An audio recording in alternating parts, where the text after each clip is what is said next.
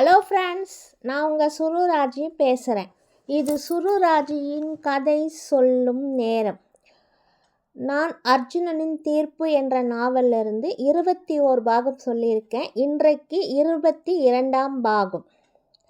அர்ஜுன் அவந்திகாவை அவள் வீட்டில் விட்டுவிட்டு இரவு மிகவும் லேட்டாக வீட்டிற்கு சென்றான்.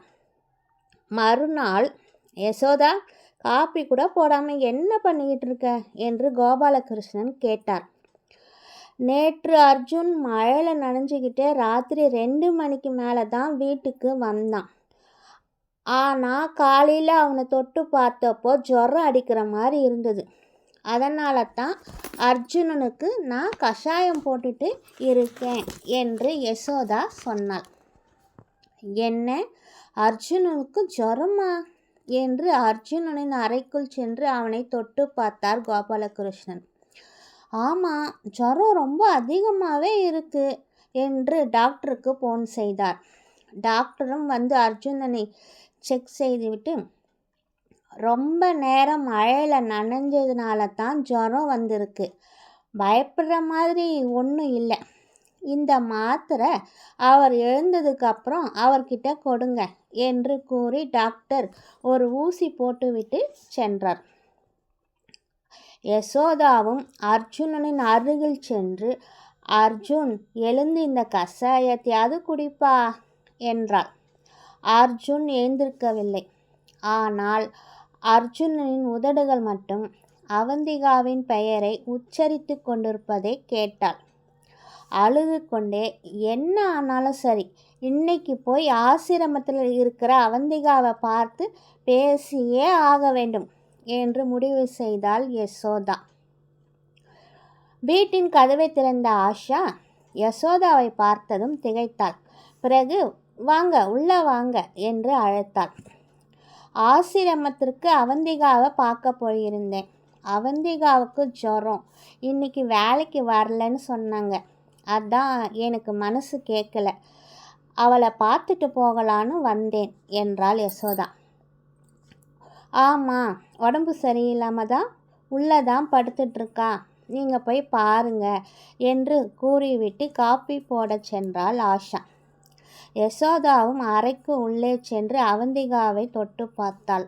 இவளுக்கும் ஜுரம் அதிகமாக தான் இருக்குது. அது எப்படி? சொல்லி வச்ச மாதிரி 2 பேருக்கும் ஒரே நேரத்தில் ஜுரம் வந்திருக்கு என்று புரியாமல் திகைத்தாள். அப்போது அறைக்குள் உள்ளே வந்த மோகன்குமார் யசோதாவை பார்த்து, நேற்று உங்கள் பையன் அர்ஜுன் கூட தான் வீட்டுக்கு அவந்திகா வந்தா. 2 பேரும் எப்படி ஒன்றா வந்தாங்கன்னு தெரியல. உங்கள் பையன் போனதுக்கப்புறம் அழுதுகிட்டே உள்ளே வந்தா என்றார். இந்தாங்க காஃபி என்று ஆஷா தர, இல்லைம்மா பரவாயில்ல, எதுவும் வேண்டாம், சரி நான் கிளம்புறேன் என்று யசோதா கிளம்பிய போது, ஒரு நிமிஷம் என்று மோகன்குமார் குரல் கொடுத்தார். என்னோட குடும்ப சூழ்நிலையின் காரணமாகத்தான் அவந்திகாவை யாருக்கும் கட்டித்தர பயந்து நான் அன்னைக்கு மோசமாக நடந்துக்கிட்டேன். ஆனால் நேற்று என் பொண்ணு உங்கள் பையனை நம்பி அந்த ராத்திரி நேரத்துக்கு தைரியமாக வீட்டுக்கே வந்தப்போ தான் உங்கள் பையனை எந்த அளவுக்கு என் மகன் நம்புறான்னு நான் புரிஞ்சுக்கிட்டேன். நேற்று ராத்திரி அவள் அழுதுகிட்டே இருந்ததுனால தான் இப்போ ஜுரம் வந்திருக்கு. உங்கள் பையன் பேரை அவள் சொன்ன போது தான் அவந்திகாவுக்கும் உங்கள் பையன் மேலே விருப்பம் இருக்குன்னு தெரிஞ்சுக்கிட்டேன். இதுக்கப்புறம் நீங்களும் உங்கள் பையனும் தான் ஒரு நல்ல முடிவை சொல்லணும்னு நான் எதிர்பார்க்குறேன். அப்புறம் உங்கள் விருப்பம் என்று கூறி கண் கலங்கினார். ஆஷாவும் அழுதாள். யசோதாவுக்கு நடப்பதெல்லாம் கனவா நினைவா என்று ஒன்றும் புரியவில்லை. சந்தோஷத்தில், சரி, நான் இப்போவே போய் அர்ஜுன்கிட்ட பேசுகிறேன், நீங்கள் உங்கள் பொண்ணு அவந்திகா கிட்ட பேசுங்க, நான் வரேன் என்று கூறி சந்தோஷமாக சென்றாள். வீட்டுக்குள் சென்று அர்ஜுன் அர்ஜுன் என்று அவன் அறையில் தேடிய பிறகு கணவரிடம் திரும்பி, அர்ஜுன் எங்கே என்று கேட்டாள் யசோதா. கொஞ்ச நேரத்துக்கு முன்னாடி தான் எழுந்திரிச்சான், எவ்வளோ சொல்லியும் கேட்கல, ஏதோ ஒரு ஃபோன் வந்ததுன்னு கிளம்பி போயிட்டான் என்றார் கோபாலகிருஷ்ணன். அர்ஜுனனுக்கு கண்ட்ரோல் ரூமிலிருந்து ஃபோன் வந்ததனால் அர்ஜுன் கண்ட்ரோல் ரூமுக்கு சென்று அங்கிருந்த ஒரு நபரிடம் பேசிக்கொண்டிருந்தான். ஏற்கனவே அர்ஜுன் கண்ட்ரோல் ரூமில் ஒரு மொபைல் நம்பர் தந்து அதனை கண்காணிக்க சொல்லியிருந்தான். அந்த கண்ட்ரோல் ரூமில் இந்த அதிகாரி அர்ஜுனனிடம் இந்த நம்பரிலிருந்து நேற்று ஒரு ஃபோன் வந்தது என்று சொன்னதும் அந்த ஃபோனில் வந்த ரெக்கார்ட் செய்த அந்த குரலை மிகவும் உன்னிப்பாக அர்ஜுன் கேட்டான். ஏதோ ஒரு பெண்ணின் குரல் மிகவும் கோபமாக குரலில் பேசியிருந்தாள். ஆனால் வார்த்தைகள் தெளிவாக கேட்கவில்லை. அந்த அதிகாரியும், சார், நேற்று அந்த பொண்ணு அந்த நபருக்கு ஃபோன் செய்யும்போது அந்த நபர் ஏதோ ஒரு பார்ட்டியில் இருந்திருக்கார். அதனால தான் குரல் சரியாக கேட்காம ஒரே இரைச்சலாக இருக்கு என்று கூறினார். அர்ஜுனனும் அந்த பெண் எந்த நபருக்கு ஃபோன் செய்தாள் என்று அடையாளம் தெரிந்ததா என்று கேட்டான். இதோ சார், அந்த நபரோட அட்ரஸை நான் எழுதியிருக்கேன் என்று ஒரு பேப்பரை தந்தார் அந்த அதிகாரி. சரி, அந்த பொண்ணு எங்கேருந்து பேசினான்னு தெரிஞ்சுதா என்று கேட்டான் அர்ஜுன். சார், மந்தவெளி மார்க்கெட்லேருந்து இரவு 9 மணிக்கு மேலே தான் அந்த நபருக்கு ஃபோன் போட்டு பேசியிருக்கான். நான் உடனே உங்கள் லைனுக்கு கால் பண்ணேன். ஆனால் உங்கள் ஃபோன் நம்பரில் எனக்கு சிக்னல் கிடைக்கல. அதுக்குள்ளே அந்த ஃபோன் கட் ஆயிடுச்சு அப்படின்னு அந்த அதிகாரி சொன்னார். அர்ஜுனனும், சரி, ஒன்று பண்ணுங்க, இந்த இரைச்சலெல்லாம் சரி பண்ணிவிட்டு அவளோட வாய்ஸ் கிளியராக ஃபோனில் கேட்க முடியுதான்னு பாருங்கள். நான் அப்புறமா வந்து உங்களை பார்க்குறேன் என்று கூறி வெளியே சென்றான் அர்ஜுன். பேப்பரில் இருந்த அட்ரஸ் திருச்சியில் உள்ள ஒரு வீட்டின் முகவரி. உடனே அர்ஜுன் திருச்சி சென்றான். அந்த முகவரியில் இருந்த பிரபுவை தேடி அவன் வீட்டிற்குள் சென்றான். என் பையன்தான் சார் பிரபு, வெளியே போயிருக்கான், உட்காருங்க, இப்போ வந்துடுவான் என்று அவனோட அம்மா கூறினாள். அர்ஜுனனும் அமர்ந்த சில மணி நேரத்தில் பிரபு வீட்டிற்கு வந்தான். அர்ஜுனனை பார்த்ததும், என்ன சார், சொல்லுங்க, அம்மா ஃபோன் பண்ணாங்க, என்ன விஷயம் என்று கேட்டான். அவனுடைய மொபைல் நம்பரை அவனிடம் கூறி, இது உங்களுடைய செல்ஃபோன் நம்பர் தானே என்று கேட்டான் அர்ஜுன். ஆமாம் சார், சொல்லுங்க என்றான் பிரபு. நேற்று உன்னிடம் ஒரு பெண் ஃபோனில் பேசினாள். அந்த பெண் ஃபோனில் என்ன பேசினாள் என்று எனக்கு கூற முடியுமா என்று கேட்டான் அர்ஜுன். நேற்று ராத்திரி ஃபோனா?